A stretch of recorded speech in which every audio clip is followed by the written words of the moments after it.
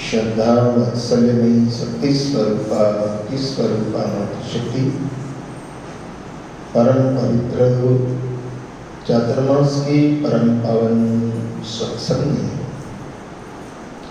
विश्राम सागर की सत्संग की कड़ियों में 88,000 समकालिक ऋषि शुद्धि महाराज को राम नाम की महिमा श्रवण करवा रहे हैं।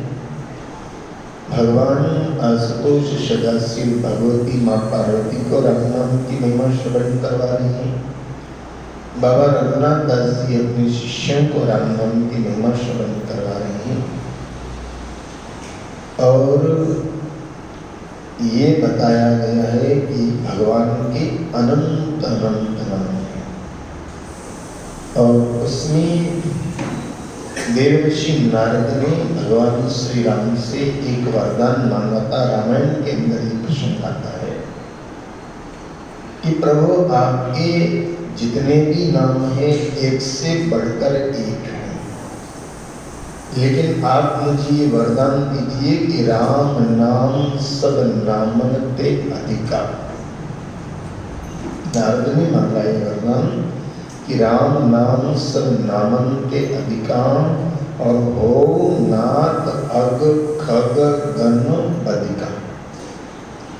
बोले आपके जितने भी नाम हैं सब नाम पावन करने वाले हैं, पवित्र करने वाले हैं, लेकिन महाराज और मंत्र का उच्चारण करने में कठिनाइयां भी हो सकती है और मंत्रों का उच्चारण करने में यम नियम कानून कायदे लगते हैं, लेकिन राम नाम एक ऐसा मंत्र है कि इसके साथ में कोई विधि निषेध वाला कार्य नहीं लगता है।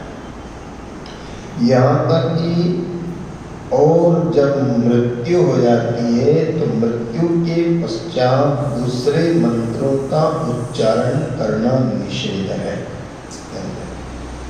मृत्यु हो जाती है, मुर्दे के पास में दूसरे मंत्रों का उच्चारण करना निषेध है, लेकिन उस मुर्दे को भी शमशान की यात्रा जब करवाते हैं उस वक्त में भी एक ही नाम बोला जाता है और वो क्या है, राम नाम बोला जाता है। तो ये मंत्र ऐसा है कि कभी अपवित्र नहीं होता और इसके लिए कोई विधि निषेध वाले नियम लागू नहीं होते हैं। तो ऐसे योगी जन, ऐसे ज्ञानी जन और ऐसे अनंत अनंत संत महापुरुष जो है इस नाम का आश्रय करते हैं। और आप देखिए कि सिखों की जो गुरु ग्रंथ साहब है, मैंने जहाँ सुना है ज्यादा भी हो सकता है कम भी हो सकता है, लेकिन मैंने सुना एक सिखों के संत से ही सुना है कि 14,000 बार गुरु ग्रंथ के अंदर राम नाम आया है। कितनी बार? 14,000 बार जो है गुरु ग्रंथ में राम नाम आया है। कबीर की वाणी हो, दादू की वाणी हो, चाहे तुकाराम की वाणी हो, चाहे नामदेव की वाणी हो या अन्य महापुरुषों की वाणियाँ हो, सब में राम नाम की महिमा अनंत कही है, अनंत कही है। और विशेष करके तो भगवान शंकर कहते हैं कि विशेष करके कलयुग के अंदर और कुछ हो नहीं सकता है। कलयुग के अंदर और कुछ हो नहीं सकता है। ठीक है, जो लोग करते हैं ठीक है, अच्छी बात है, लेकिन ऐसा कहा गया है कि सतयुग के अंदर जो है सत्य का पालन करना और तपस्या करने से परमात्मा की प्राप्ति होती थी। सतयुग में आप देखेंगे, शास्त्र उठा करके भी आप देखेंगे तो जितना ज्यादा तप जो है वो सतयुग में हुआ है उतना किसी युग में, क्योंकि उस युग के अंदर मनुष्य की आयु भी कितनी होती थी। सतयुग के अंदर मनुष्य की आयु भी 1,00,000 वर्ष। अब उसमें कई ऋषि जो हैं, जैसे चर्चाएं आती है कि फलाने ऋषि ने 50,000 वर्ष तक तपस्या करी, किसी ने 40,000 वर्ष तक तपस्या करी। तो इतनी उम्र होती थी इसलिए वो तपस्या भी कर लेते थे, बाकी जिंदगी हम अपने दूसरे कार्यों में व्यतीत करते। तो सतयुग के अंदर जो है परमात्मा प्राप्ति का साधन कितना कठिन था कि शरीर को तप के द्वारा तपाना पड़ता था और सत्य का अवलंबन लेना पड़ता था। वहां उसमें झूठ बोलने का बहुत बड़ा पाप हुआ करता था। लेकिन फिर आया दूसरा युग, सतयुग में तपस्या और सत्य का आश्रय हुआ करता था। फिर दूसरा युग आया त्रेता युग, और त्रेता युग के अंदर इतना तप भी नहीं रहा और इतना सत्य भी नहीं रहा। ध्यान देना, त्रेता युग में इतना तप भी नहीं रहा और इतना सत्य भी, तप रहा लेकिन इतना नहीं रहा। लेकिन त्रेता युग में परमात्मा प्राप्ति के साधन क्या हुआ करते थे? बोले त्रेता के अंदर मठ यानी यज्ञ क्या होता था? यज्ञ होता था। और शास्त्र भरे पड़े हैं कि त्रेता में जितने यज्ञ हुए, त्रेता युग में जितने यज्ञ हुए उतने यज्ञ सतयुग में भी नहीं हुए। और आप देखिए कि त्रेता में तो राम जी का अवतार ही यज्ञ की रक्षा के लिए हुआ है ना। और राम जी का जन्म भी किससे हुआ? यज्ञ के माध्यम से हुआ। श्रृंगी ऋषि को बुलाया था वशिष्ठ जी ने और पुत्र कामेष्टि यज्ञ करवाया। ऐसा शास्त्र में आता है कि पुत्र प्राप्ति के लिए जो है श्रृंगी ऋषि आए और उन्होंने राजा दशरथ से यज्ञ करवाया। और यज्ञों के परिणाम में क्या हुआ? राम लक्ष्मण भरत शत्रुघ्न। और उन्हीं राम जी को लेने के लिए कौन आए? विश्वामित्र। बराबर याद करो रामायण के उस प्रसंग को कि विश्वामित्र आए तो किस लिए आए? बोले मैं यज्ञ करता हूँ तो राक्षस लोग यज्ञ में मेरे बाधा डालते, रुकावट डालते, और इसलिए मेरी यज्ञ की रक्षा करने के लिए मैं राम लक्ष्मण को ले जाऊंगा। तो त्रेता युग में बताया गया है कि त्रेता युग में भगवत साधना, भगवत प्राप्ति का साधन क्या होता था? यज्ञ होता था। यज्ञ के माध्यम से यज्ञ के माध्यम से कार्य होता था। अब युग बदला, समय बदला, क्योंकि आप किसी भी पुरानी चीजों को लेकर के बैठेंगे तो समय वाह्य हो जाएगा। पुरानी चीजों को अगर आप लेके बैठ जाएंगे तो समय वाह्य हो जाएगा। समय के अनुसार परिवर्तन करना ही पड़ता है, समय के अनुसार कुछ करना ही पड़ता है। अब पहले आप देखो कि लीपण वाले घर हुआ करते थे, लेकिन समय के अनुसार फिर वो मिट्टी में चुनाई होने लगी और उसके बाद छतें डलने लगी, फिर जो है मार्बल लगने लगे। समय के अनुसार सब परिवर्तन हुआ कि नहीं हुआ? लिपण के मैंने देखा, मेरी माँ को मैंने देखा कि हमारे घर में जो है गोबर और पीली मिट्टी से पूरे घर को लिपण किया जाता। हर 8वें दिन लिपण होता था। अब आज की बहुओं को कहो, बोलो ना, आज की बहुओं को तो आप देखो, मैंने ऐसे ऐसे देखे हैं कि जिनसे अपने बच्चे नहीं पाले जाते उसके लिए भी आया रखते हैं। अपने बच्चे नहीं पाले, मैंने ऐसे ऐसे अमीर घरानों की देखा, औरतों को देखा कि जिनसे अपने बच्चे भी ढंग से पाले नहीं जाते। अब वो सारे कार्य तो समय की मांग है, समय के अनुसार है। अब आप देखो कि पहले की माता बहनें आपको, आप देखो कि 5-5, 6-6, 7-7, 8-8 संतान पैदा करके भी स्वस्थ रहती है। बोलो ना, 8-8 संतान होकर के भी स्वस्थ रहती थी, घर का सारा काम संभाल लेती थी। और आज एक संतान पैदा होती है, वो भी नॉर्मल डिलीवरी नहीं होती है, वो भी सीजर से होती है। फिर तो देखो आप पूरा, और बाकी आप देखो कि मैंने मेरी माँ को देखा, हम लोग 9 भाई बहन, हम लोग कितने 9 भाई बहन, एक गुजर गया, 8 तो जीवित थे, तो 9 भाई बहन, हम 9 संतानों को पैदा करने वाली मेरी माँ आखिरी तक, मैं आपको बता रहा हूँ, आखिरी तक, यानी शरीर छोड़ा उसके 2 महीने तक भी खेत पे जा करके और घास काट करके ले आती है 79 की उम्र में। और आज बोलो ना 40-45 की तो हो जाए तो बोले बस उसको बीपी की दवा चालू हो जाती है, शुगर की दवा चालू हो जाती है, पता नहीं क्या क्या। तो समय ऐसा आ गया, तो अब उतना न तो तप हो सकता है, ध्यान देना, न तो तप हो सकता है, और त्रेता की तरह से न यज्ञ हो सकता है, क्योंकि यज्ञ के नियम ऐसे हैं कि यज्ञ करने के लिए सबसे बड़ी बात तो चाहिए द्रव्य शुद्धि। क्या चाहिए? पैसा शुद्ध होना चाहिए और खरी कमाई का होना चाहिए, द्रव्य शुद्धि होती है। उसके बाद में होती है जजमान शुद्धि, जजमान भी शुद्ध होना चाहिए। उसके बाद होता है स्थान शुद्धि, स्थान भी शुद्ध होना चाहिए। उसके बाद होता है विद्वान शुद्धि, कराने वाला भी। अब आजकल के पंडितों को देखो, ये हवन करा रहे हैं और मोबाइल पे बातें करते जा रहे, बस अही पता ही ना हमने आऊँ छू।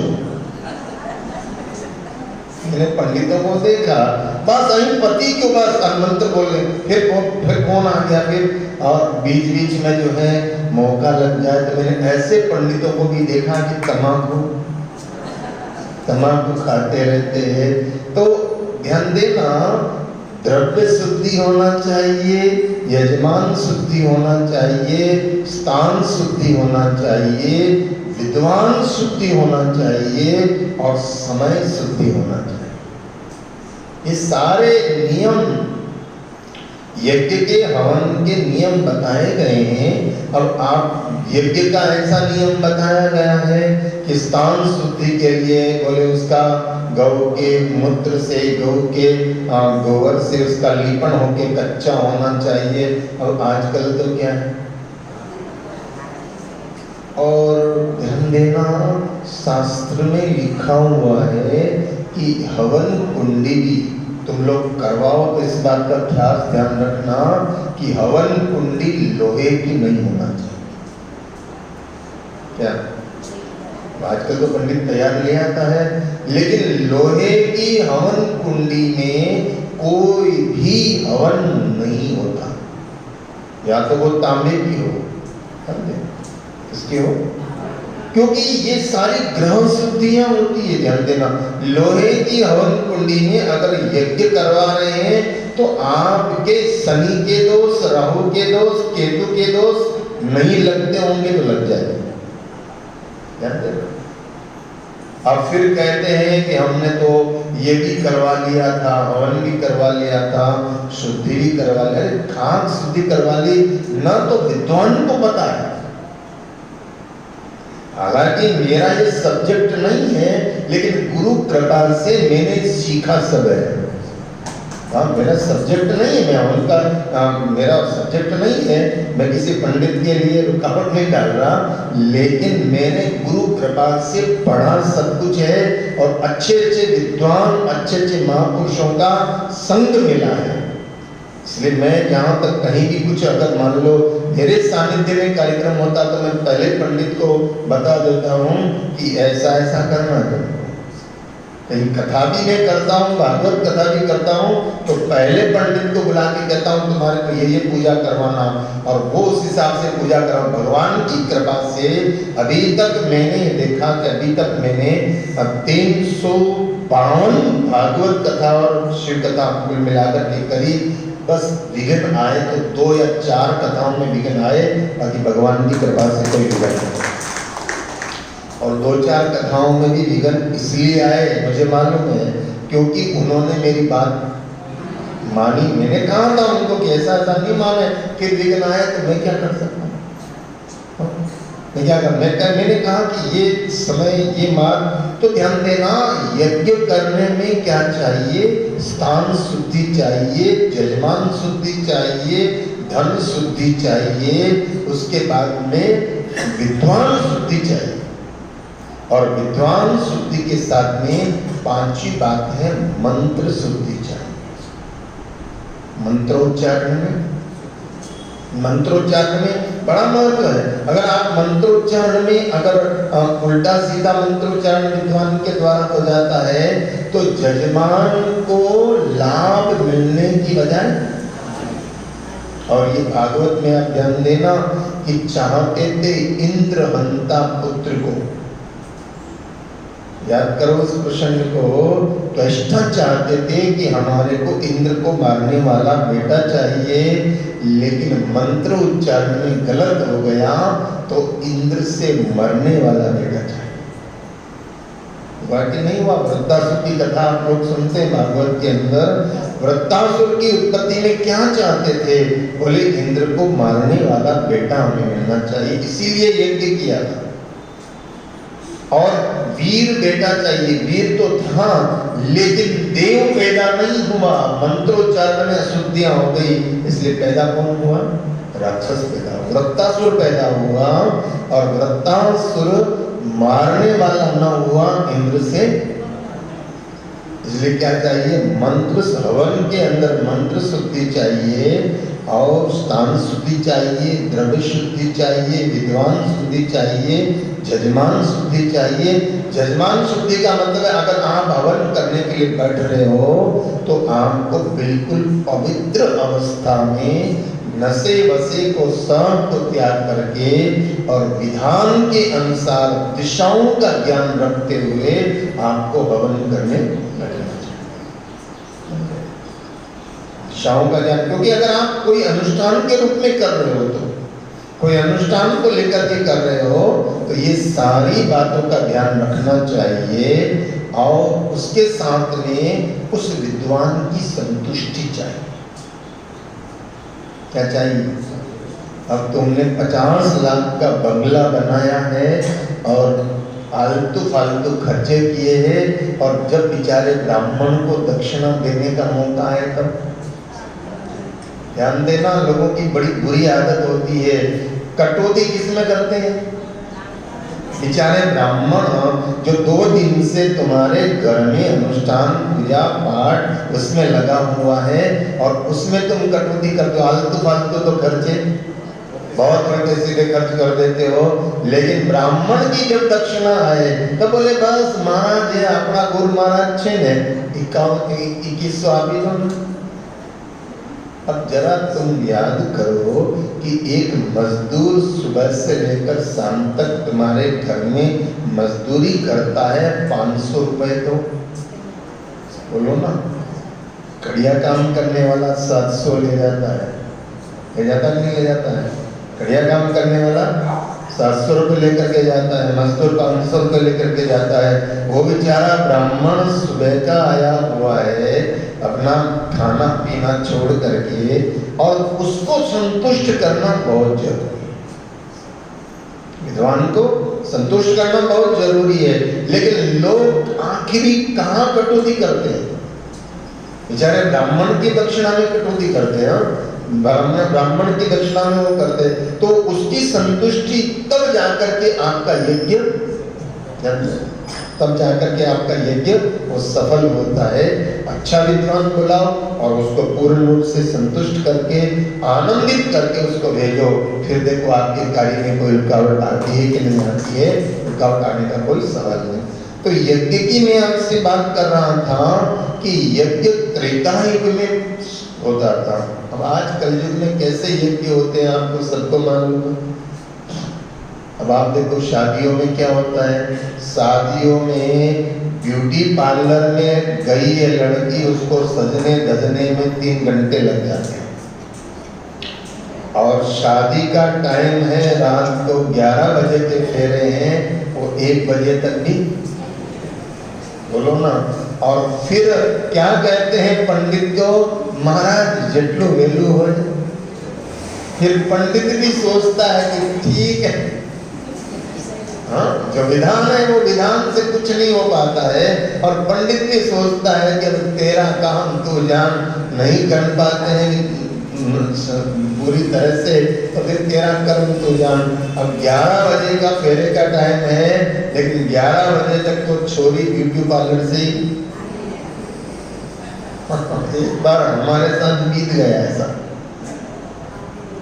एक जगह हम लोग, मेरे से मैं जाता नहीं हूँ, लेकिन वो बहुत आग्रह किया तो मेरे को कहा कि गुरुजी का आपको आना ही पड़ेगा। मैंने कहा कितनी बजे? बोले 9:30 बजे। अब मैं 9:30 बजे का जाकर के बैठा, 10 बज गई, 10:30 बज गई, लड़की का पता ही नहीं। बोले दुल्हन गई है। मैंने कहा तुम करते रहे ना, मैं तो चल दिया, चल दिया। मैंने कहा मैं आया था अपने हिसाब से, तुम्हारे माँ बाप के प्रेम के कारण आए। तो सारे कार्य विधान से अगर होते हैं तो उसमें क्या मिलती है? सफलता मिलती है। तो मैं आपको त्रेता युग की बात बता रहा था कि त्रेता युग के अंदर परमात्मा प्राप्ति का साधन क्या है? यज्ञ आदि है। लेकिन फिर आता है द्वापर, और द्वापर युग के अंदर परमात्मा प्राप्ति का साधन क्या? द्वापर व्रत पूजा आचार। यहाँ कह रहे भगवान शंकर की द्वापर युग के अंदर व्रत आदि से, व्रत करना, उपवास करना, भगवान के श्री विग्रह की पूजा करना। क्योंकि यज्ञ करना बड़ा कठिन है, पहले तप करना बड़ा कठिन है, तब से थोड़ा सा हल्के में यज्ञ करना सरल है। लेकिन यज्ञ करने में इतने सारे नियम बताए तो यज्ञ करना। लेकिन फिर तीसरा युग आता है द्वापर, और द्वापर में क्या है? बोले द्वापर में परमात्मा प्राप्ति का साधन है व्रत। द्वापर में परमात्मा प्राप्ति का साधन है पूजा, व्रत करना, पूजा करना और आचार विचार रखना, शुद्धि अशुद्धि का ध्यान रखना। लेकिन कलयुग के अंदर न तो ठीक से व्रत हो पाता है। व्रत का नियम ऐसा है कि अगर आपने कोई व्रत किया है तो अगर किसी को आपने भोजन करने के लिए निमंत्रित किया है, समझ ना, किसी को आपने भोजन करने के लिए निमंत्रित किया है, साधु को, ब्राह्मण को, अतिथि को, तो उसका नियम यह है कि जब तक वो आ न जाए, जब तक वो भोजन कर न ले और हमारे यहाँ से वो विदा न हो जाए, तब तक जजमान को भोजन, ये नियम, व्रत का नियम ऐसा है। व्रत का नियम इस प्रकार से, तो व्रत और पूजा, पूजा का नियम भी जो कहा गया है कि पूजा अर्चना भी करनी है, तो आप पूजा अर्चना करते समय मौन रखना चाहिए। भगवान की आप पूजा करने बैठे हो तो मौन रखना चाहिए।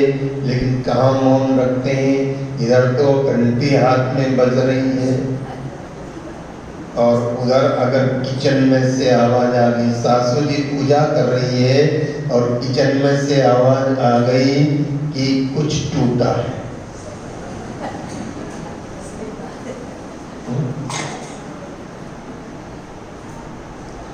कुछ टूटा है, और टूटा है तो इधर ओम जय जगदीश और टूटने की आवाज, क्या तोड़ा?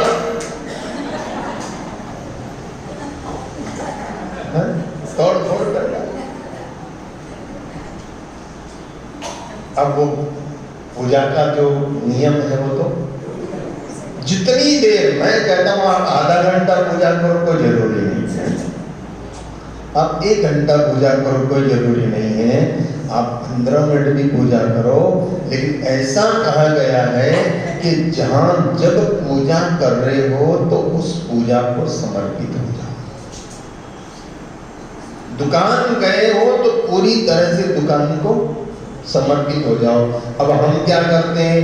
पूजा में दुकान को याद करते हैं और दुकान में जाकर के पूजा को याद करते हैं। इसलिए ना हमारा दुकान का कार्य पूरा हो पाता है और ना पूजा का कार्य हो पाता है। और ध्यान देना, जब आप पूजा में बैठे हो, एक छोटी सी गम्मत की बात मुझे याद आती है कि बाप और बेटा दोनों ही पूजा कर रहे थे।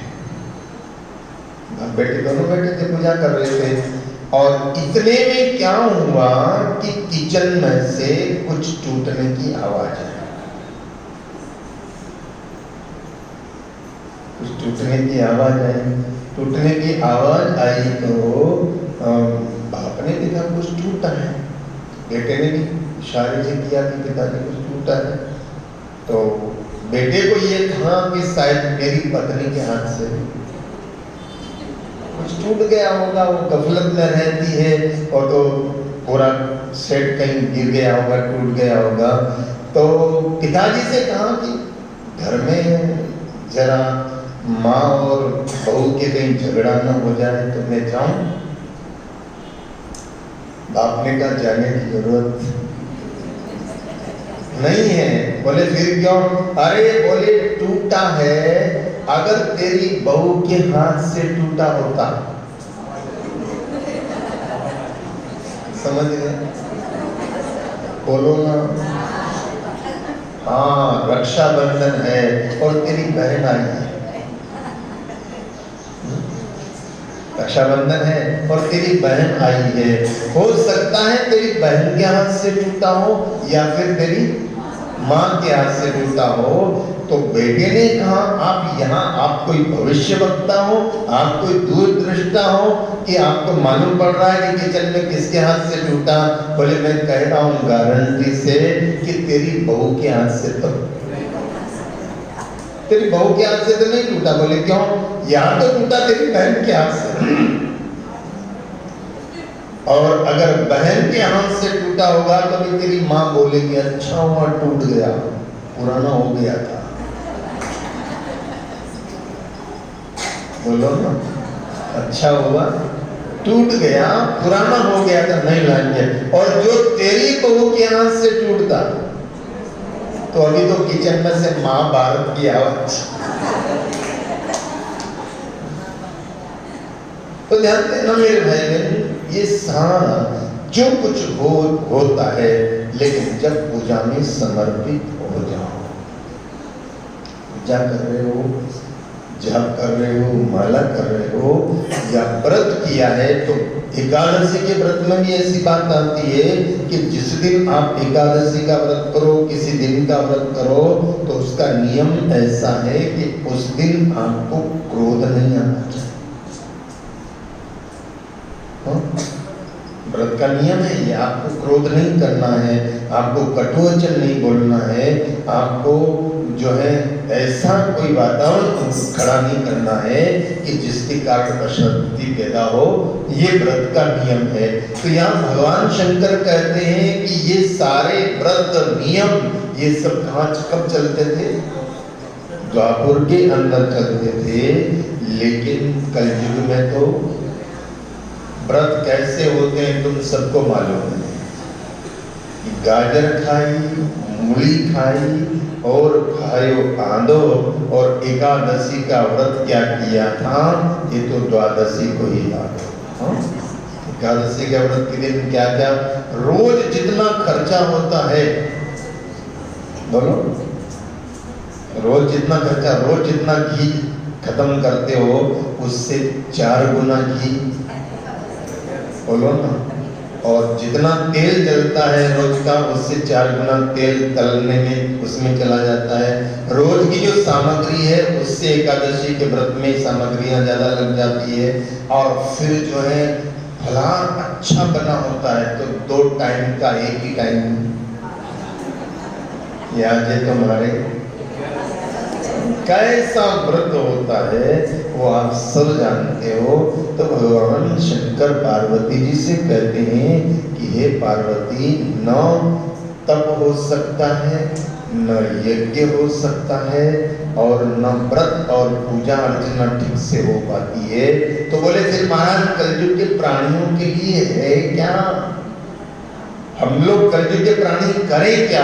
बोले यज्ञ भी अगर करना है तो कौन सा यज्ञ करो। उस यज्ञ का नियम आप पालन नहीं कर पाओगे, लेकिन यज्ञ की करना है तो बोलो ये भगवान कृष्ण कहते हैं भगवत गीता में, यज्ञानाम जप यज्ञोष।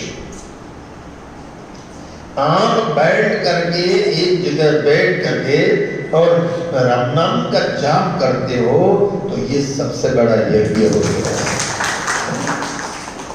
और आप घर से चल करके और सत्संग के स्थान तक आ गए ना, तो यही आपकी तपस्या हो गई। क्या चल के आए ना, ये भी क्या हो गई? तपस्या हो गई। नाम जप कर लेते हो, ये यज्ञ हो गया। और घंटे भर सत्संग में बैठ करके और मौन पाल लेते हो, ये व्रत हो गया। ध्यान देना, इतना तो कर सकते हो कि सत्संग में आ जाए, उसके बाद फिर कौन सा व्रत? मौन व्रत। लेकिन फिर भी मैं देखता हूं कि कई बहनें थोड़ी जल्दी आ जाती है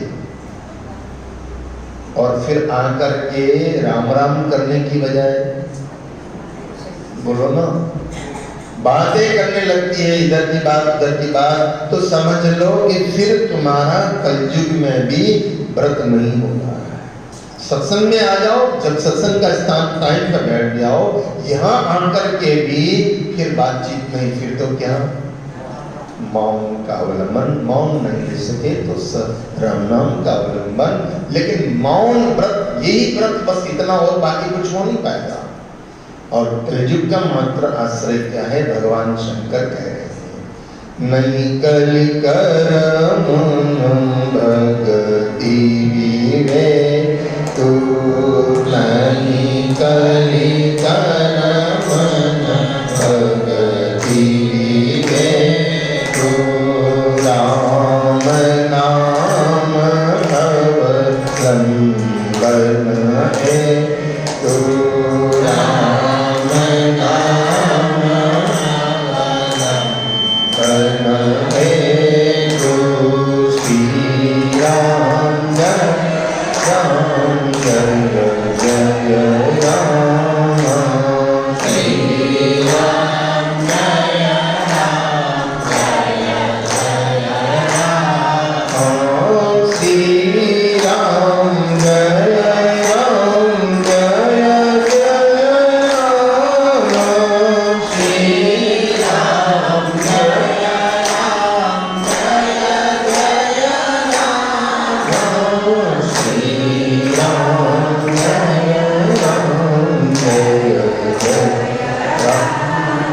राम, श्री राम जय राम जय जय राम। कलयुग में क्या है? बोले कलयुग केवल नाम। क्या है कलयुग? नाम का आश्रय रखो और राम नाम का आश्रय रखो, क्योंकि और कुछ हो पाए कि न हो पाए, क्या और कुछ हो पाए कि न हो पाए, लेकिन नाम का आश्रय रखो। और नाम का आश्रय करने से तुम्हारा तप भी हो जाएगा, नाम का आश्रय करने से तुम्हारा यज्ञ भी हो जाएगा, और राम नाम का आश्रय करने से तुम्हारा व्रत भी हो जाएगा। बाकी भूखे मरने से कुछ, क्यों? क्योंकि उतने भूखे हम मर भी नहीं सकते, उतनी तपस्या कर भी नहीं सकते, उतना शरीर को हम तपा भी नहीं सकते। तो बोले क्या? बोले कलयुग में तो केवल क्या है? नाम का आश्रय। इसलिए महापुरुषों ने गाया है कि हरि का भजन करो, हरि है तुम्हारा, हरि का भजन करो, हरि है हमारा, हरि का भजन बिना नहीं है गुजारा, हरि के भजन बिना नहीं है गुजारा, हरि का भजन करो, हरि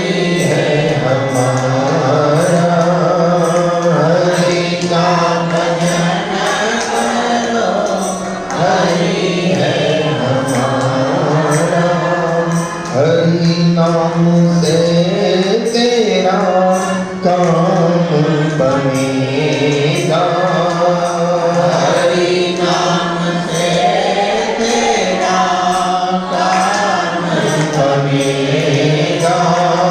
हरि नाम ही तेरे साथ चलेगा, हरि नाम ही तेरे साथ चलेगा। हरि नाम लेने वाला हरि का है प्यारा, हरि नाम लेने वाला हरि का है प्यारा। हरि का भजन करो, हरि है हमारा। हरि का भजन करो, हरि है हमारा। कोई कहे राधे श्याम, कोई कहे सीताराम, कोई कहे राधे श्याम, कोई कहे सीताराम। कोई गिरधर गोपाल, कोई ले माधव का नाम, कोई गिरधर गोपाल, कोई ले माधव का नाम। कोई हरि करुणा सिंधु नमन बारंबार, कोई हरि करुणा सिंधु नमन बारंबार। हरि का भजन करो, हरि है हमारा। हरि का भजन करो, हरि है हमारा। हरि के भजन बिना नहीं है गुजारा, हरि के भजन बिना नहीं है गुजारा। तीनों पर दया करो, बने तो तुम सेवा करो। तीनों पर दया करो, बने तो तुम सेवा करो। हरि गुण गाते जाओ, हरि को रिझाते जाओ। हरि गुण गाते जाओ, हरि को रिझाते जाओ। हरि गुण गाते जाओ, हरि को रिझाते जाओ। हरि गुण गाते जाओ, हरि को रिझाते जाओ। वही हरि दीन बंधु, वही है तो करुणा सिंधु। वही हरि दीन बंधु, वही है तो करुणा सिंधु। वही हरि है सभी का है प्यारा, वही तो हरि है सभी का है प्यारा। हरि का भजन करो, हरि है हमारा। हरि का भजन करो, हरि है हमारा। हरि के भजन बिना नहीं है गुजारा। हरि के भजन बिना नहीं है गुजारा। हरि का भजन करो, हरि है हमारा। हरि का भजन करो, हरि है। भगवान शंकर पार्वती जी से कहते हैं कि हे पार्वती, गो देई कोटिन दान, करोड़ों करोड़ों गौओं का दान करने के बराबर जो पुण्य होता है वही हरि नाम का स्मरण करने से सहज में प्राप्त हो जाता है। और ऐसे ही जो है करोड़ों करोड़ों स्वर्ण दान करने से जो पुण्य होता है वही हरि नाम का स्मरण निष्ठा से करने से हो जाता है।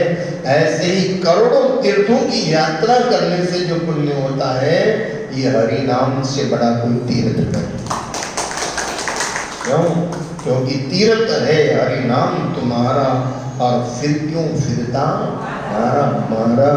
और अंत समय कुछ काम न आए, काशी और मदीना क्या, हरि नाम नहीं तो जीना क्या।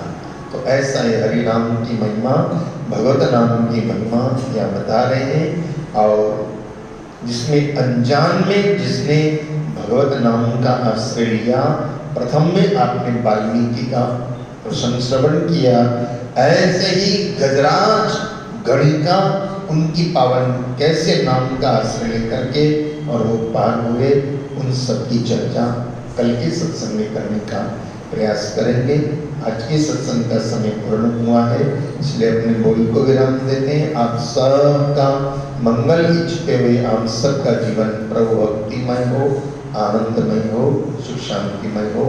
कल रक्षाबंधन का पावन पर्व है और रक्षाबंधन के लिए तो बहनें भाई के यहाँ जाती है, और जो बहनें नहीं जा पाती है वो रक्षा सूत्र भाई के लिए भेजती है। हाँ, आप लोग सब सत्संग में आए हैं तो जिसके घर में भी बहू बेटियां आई हो ना, उनको भी कल सत्संग में ले आना, ठीक है? तो कम से कम सत्संग तो मिलेगा। तुम जो कुछ देना चाहते हो उसको देना जरूर, लेकिन उसको सत्संग में ला करके और सत्संग जरूर देना, तो उसको भी आनंद की प्राप्ति हो।